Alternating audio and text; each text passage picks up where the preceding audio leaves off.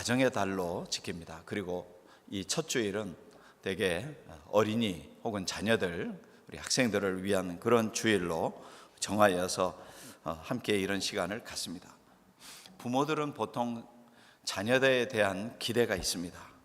물론 건강하게 잘 자라는 것도 가장 중요하고, 또 실력도, 또 모든 면에 공부도 잘하고 할 수 있으면 세상에서 인정받는 그런 자녀가 되기를 원합니다.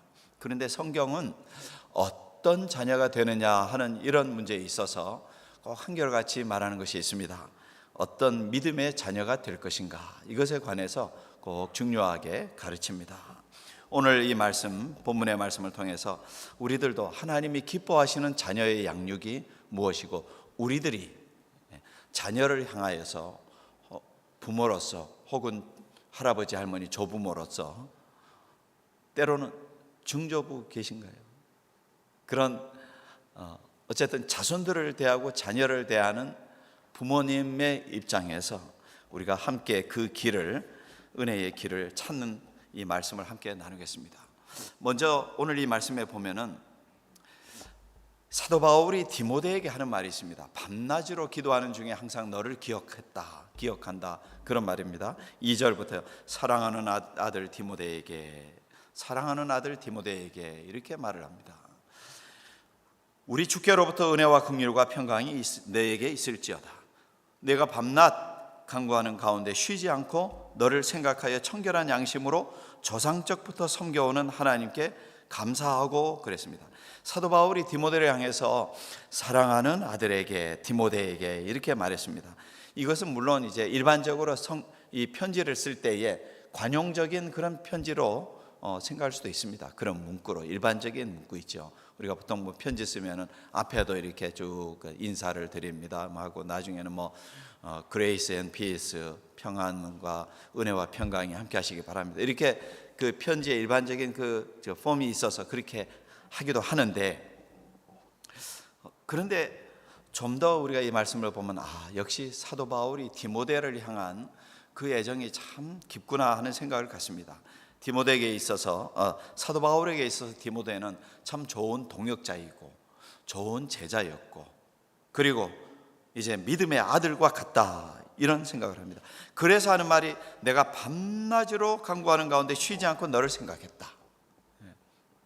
늘 생각할 때마다 참 하나님 앞에 기도를 드렸다는 것입니다. 주여, 이 아들이, 이 사람이 주님의 참 귀한 일꾼이 되기를 기도합니다. 하나님, 이 디모데를 통해서 하나님께서 참 이루고자 하는 그런 일을 잘 이루어 주시기를 기도합니다. 이런 간절한 기도가 늘 있는 그런 사람이 디모데였습니다. 그리고 디모데의 입장에서도 그렇습니다. 자기를 위해서 누군가가 이렇게 정말 진심으로 간절한 마음으로 기도를 해주는 분이 계시다는 것, 얼마나 감사한 일입니까? 여러분, 우리들도 여러분 지나온 시간들을 한번 생각해 보세요. 누군가가 나를 위해서 참 기도해 주신 그런, 그리고 꼭 필요할 때에 나에게 위로를 주시고 나에게 참 사랑의 따뜻한 말로 권면을 해 주신 그런 어떤 영적인 어른, 그런 분이 계셨다면은 여러분 그분을 생각할 때마다 참 힘이 나실 거예요.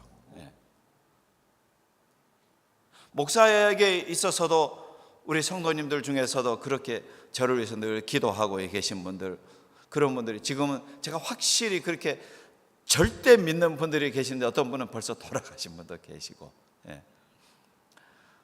참 때로는 고령이시지만 때로는 젊었지만 늘 기도해 주시는 분이 계시다는 것이 늘 감사한데, 우리 성도님들께서도 분명히 그렇죠. 물론 부모님들은 당연히 그러셨을 것이고요.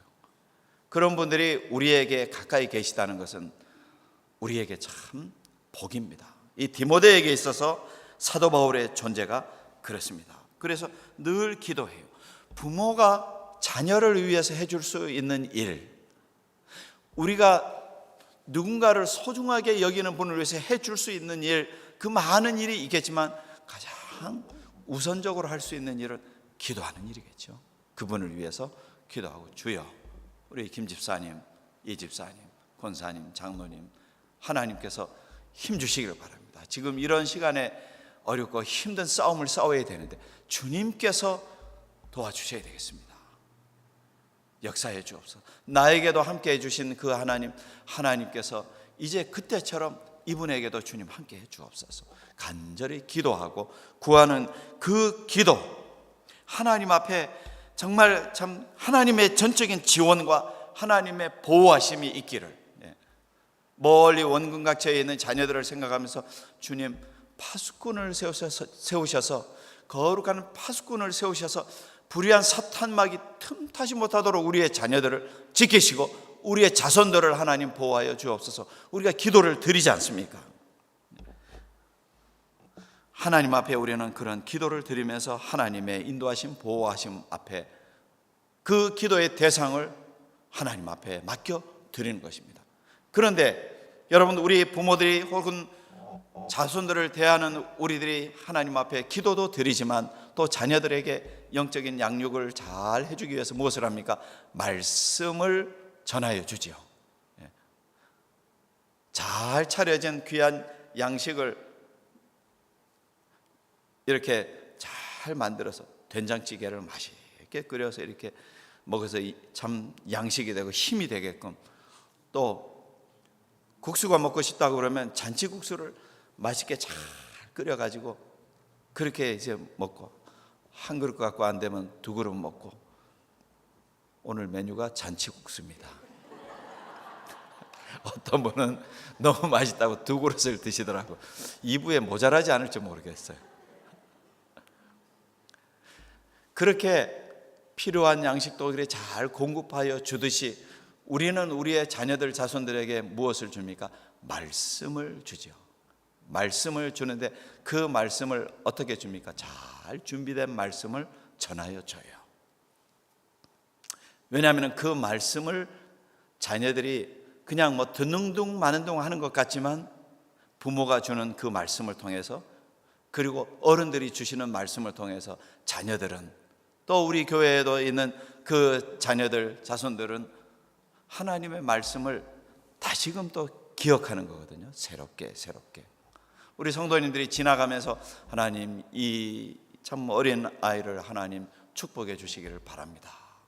꼭 뭐 손을 얹지 않고 그렇게 안 해도 하나님의 말씀을 주시고, 주의 말씀을 이 아이에게, 주의 말씀이 참 이 아이에게 빛이 되고 길이 되고 발의 등이 되고 길의 빛이 되게 하옵소서. 이렇게 하는 그런 말씀으로 먹이고 기도하고 하는 이런 것을 아이들이 새록새록 마음에 새겨진다는 것입니다.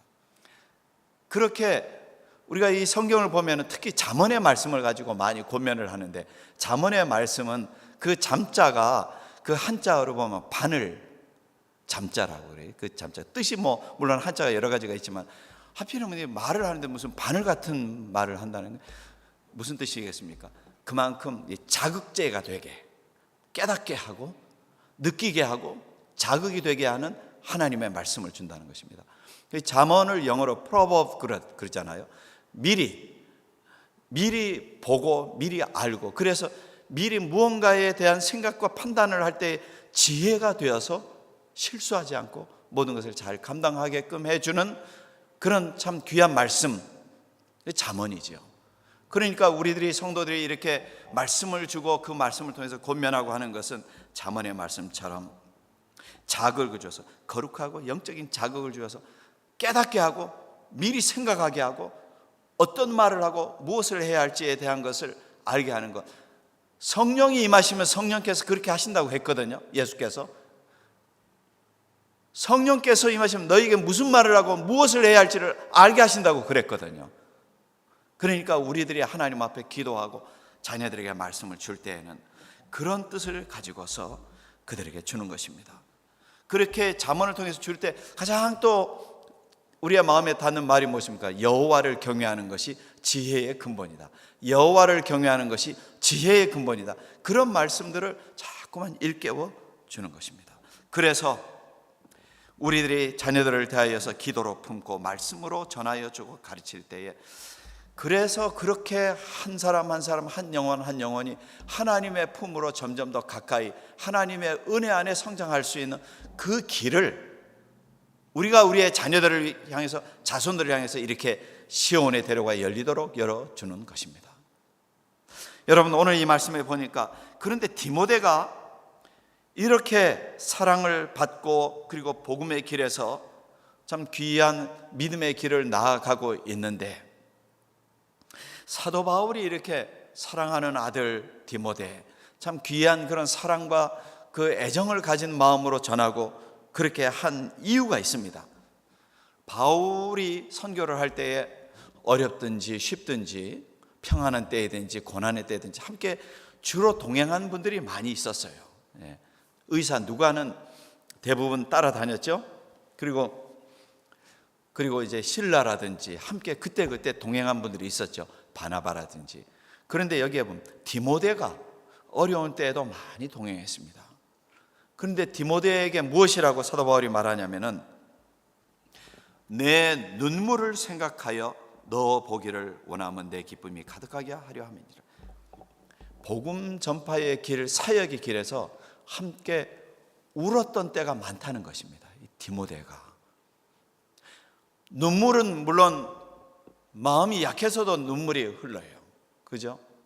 건강하고 전혀 판단력이 너무 명확하고 하던 분이 갑자기 조금 몸이 편찮고 난 다음에 정말 어디 하늘에서 새가 날아다니다가 비틀비틀 거려도 눈물을 흘릴 만큼 그러는 분들도 있습니다. 우리가 임의생활 하다 보면 애국가 부르면은 갑자기 그냥 감정이 이렇게 젖어져가지고 하는 경우도 있는데, 일반 무슨 감동이 오는 그런 노래를 듣다가도 물론 눈물을 흘릴 때가 있지만은 그러던 분이 아닌데, 전에는 아무리 어떤 슬픔, 어떤 그런 감성적인 자극이 와도 그냥 꼿꼿하고 전혀 반응이 없던 어른이 갑자기 그냥 어떤 소리, 이렇게 약간 감성이 있는 트로트만 들어도 눈물을 그냥 이렇게 흘리고, 고향 노래만 들어도 눈물을 흘리고, 이런 면이 있다. 이것은 이제 가까이 계시는 분들이 이제는 이분을 위한 정말 정성과 배려가 배나 필요하구나, 그런 때가 된 것입니다. 아직 그런 것을 경험한 분은 안 계실 거니까 우리는, 그런 분이 혹시 가까이 계시면은 마음이 아직까지 이제는 조금 그리 약했다. 눈물이 그렇게 마음과 정서가 약해서 날 때도 있습니다. 그런데 여기에서 디모데가 함께 눈물을 흘렸다는 것은 감옥에 갇혔을 때에도, 그리고 힘들 때에도, 그리고 선교를 하고 전도를 하고 다니다 보면은 사람들이 그 어렵고 박해의 상황 속에 함께 고난을 당하고 쫓겨나고 고통을 받고 죽임을 당하고 찢김을 당하고 매맞고 하는 이런 때에 그 아픔을 못 견뎌서 함께 울 때가 있잖아요. 디모데의 그 눈물이라는 것은 어쩌면 그런 눈물이에요. 함께 아파하고 함께 고통받고 어렵고 힘든 그 아픔의 그 순간을 함께 거머쥐어 나가면서 흘린 그 눈물, 사도 바울이 디모데만 생각하면 그런 눈물이 나는 거죠. 그래서 디모데를 생각하면서 그렇게 말을 하는 것입니다. 복음을 위해서 참 일을 한다는 것이, 어쩌면 함께 일해보자고 디모데를 지나가면서 2차 선교 여행 때 디모데를 만났거든요. 그래서 그 이후로 이제 같이 선교의 일도 동행도 하기도 하고 함께 어려움, 정말 동고동락을 하는 그런 사람인데, 어쩌면 사도 바울이 좀 미안한 감도 들었을 것 같아요. 꽃길만 걷는다면 뭐가 미안하겠어요, 그죠?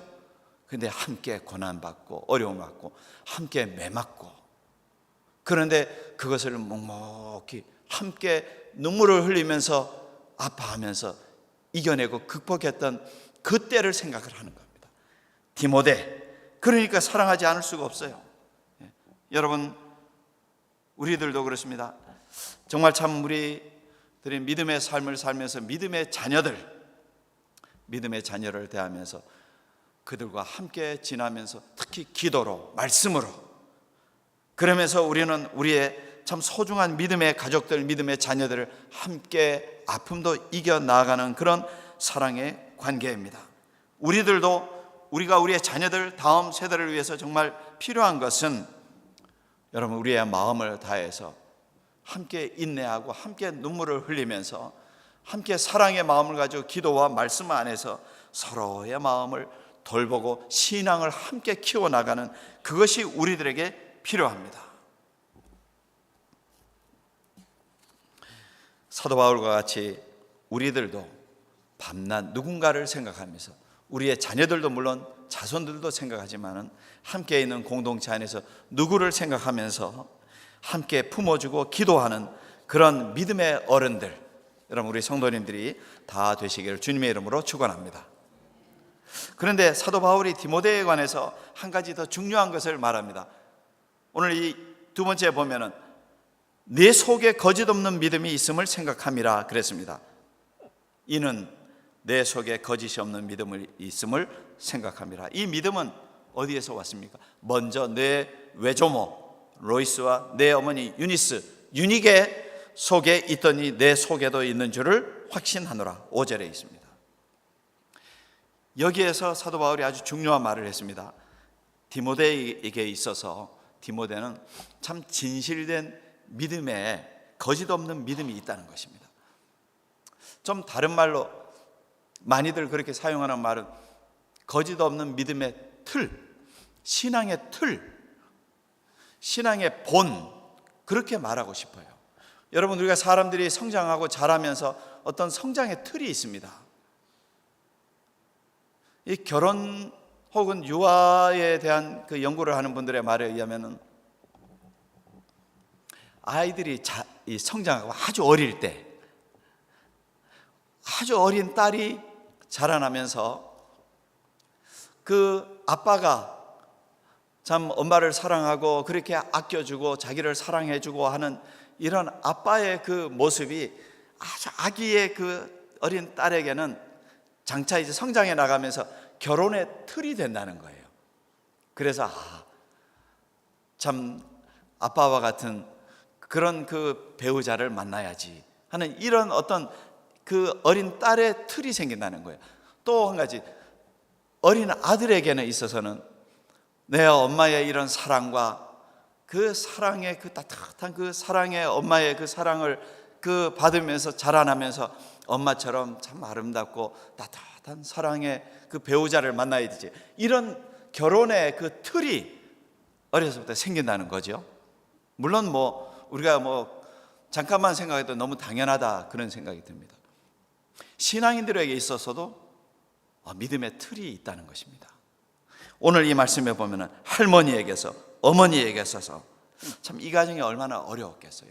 디모데가 어렸을 때 그 아버지가 일찍 돌아가고 할머니와 함께, 외할머니와 함께, 어머니와 함께 자랐거든요. 그런데 디모데가 믿음으로 잘 자랐어요.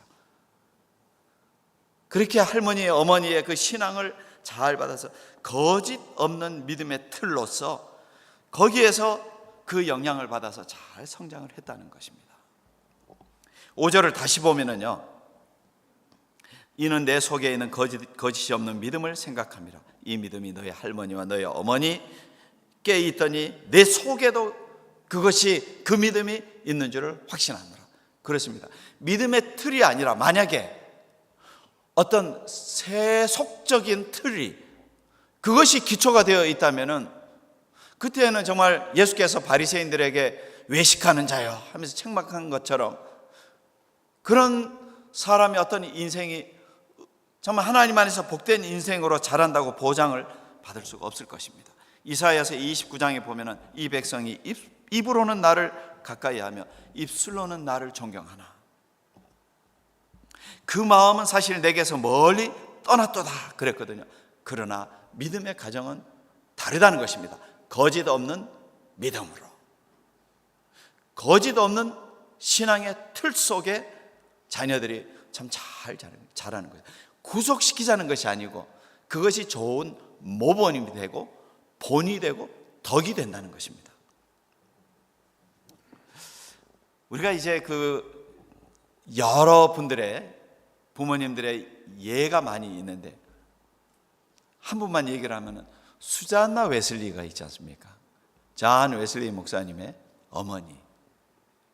한 어머니에게서 19 자녀가 낳는데, 물론 트윈도 있을 것이고 다인데 참 19을 어떻게 키웠을까.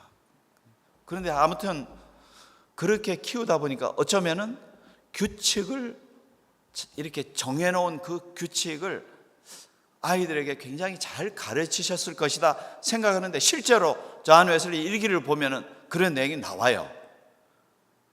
웨슬리의 어머니가 이렇게 늘 할 때 규칙을, 거짓말 하지 말고, 훔치는 일을 하지 말고, 하나님께 불순종하지 말고요. 그리고 또 중요하게 생각한 거 하나 있어요.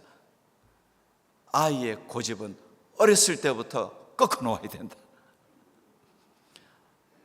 혹시 여러분 동의하십니까? 근데 요즘에는 동의하는 분들도 많이 계시는데 방법이 참 쉽지 않아서 말이죠. 예. 그렇다고 우리 성도님들이 교회에 있는 다른 집 아이를 꺾어 놓으려고 그러면은 잘못하면 본인이 꺾여요. 그런데 그것이 중요하다는 거죠. 우리가 모두가 인식을 하고 있어요. 좋은 것을 그렇게 무언가 조절을 하자는 것이 아니고, 자녀를 위해서, 아이들, 자손들을 위해서 꼭 필요해서 앞으로 복된 인생이 돼야 되겠는데, 그것을 위해서 늘 기도를 드리면서 그것에 대한 어떤 목표의식을 갖는다는 것이죠. 우리는 우리들의 삶이 정말 거짓 없는 믿음의 틀로 잘 성장해야 된다는 건 너무 잘 압니다.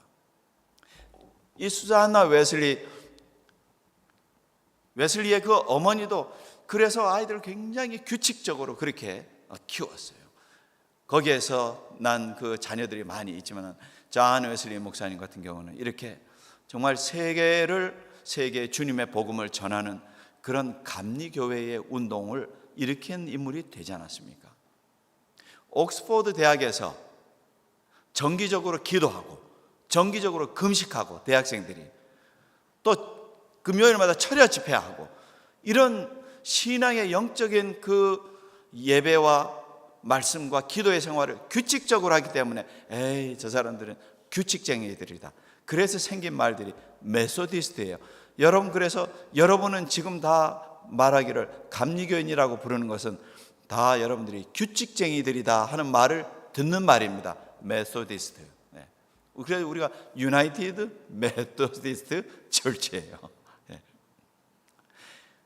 그런 신앙의 훈련, 어쩌면 그것은 참 부정적인 측면이 아니라 긍정적인 아름답고 귀한 영적인 틀이 되었다는 것입니다.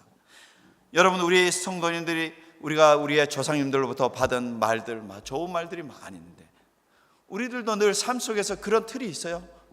사람은 사람을 대할 때에 이익을 추구하는 이로 대하지 말고 옳고 정의로운 의로 대하라는 이런 말들도 있고요. 그런 말들이 너무 많습니다. 그렇게 살아온 분들도 많이 계시고요. 여러분, 우리가 결국 자녀들이 부모의 말씀을 듣고 자라지만은 부모가 어떻게 가르치고 기도하고 말씀을 주고 어떤 사랑으로, 그리고 거짓 없는 믿음의 틀로서 본을 보이는지, 그것을 보면서 자녀들은 자라고 자손들은 자랍니다. 그리고 더 중요한 말 한 가지는, 사람은 제가 늘 반복하는 말이죠. 배운 대로 사는 것이 아니라 본대로 산다. 그것은 제 말이 아니고 저도 많이 들은 그 말을 인용을 한 것입니다. 사람은 배운 대로 사는 것 같지만 본대로 산다는 것. 여러분, 그러므로 이 디모데의 믿음은 우연히 생긴 믿음이 아닙니다. 밤낮 그를 위해서 기도하고 사랑으로 품어준 그 사랑 속에서 자라났고, 그리고서 함께 울면서 복음의 사역자로 동고동락한 사람들의 그 정으로서 성장하게 된 것입니다. 가정에서부터 거짓 없는 믿음의 그 본, 신앙의 그 틀, 그것이 있어서 참 귀한 사명을 감당하는 일꾼으로 자랄 수 있었습니다. 우리 교회, 우리의 모든 가정들, 하나님께서 우리 자신들을 통해서 우리의 자녀들과 자손들도 바로 그와 같은 거짓 없는 믿음의 틀, 신앙의 틀을 통해서 아름다운 가정으로 자손들이 또 잘 자라고 복을 받는 가정, 가문을 여러분께서 다 만들어가게 되시기를 주님의 이름으로 축원합니다.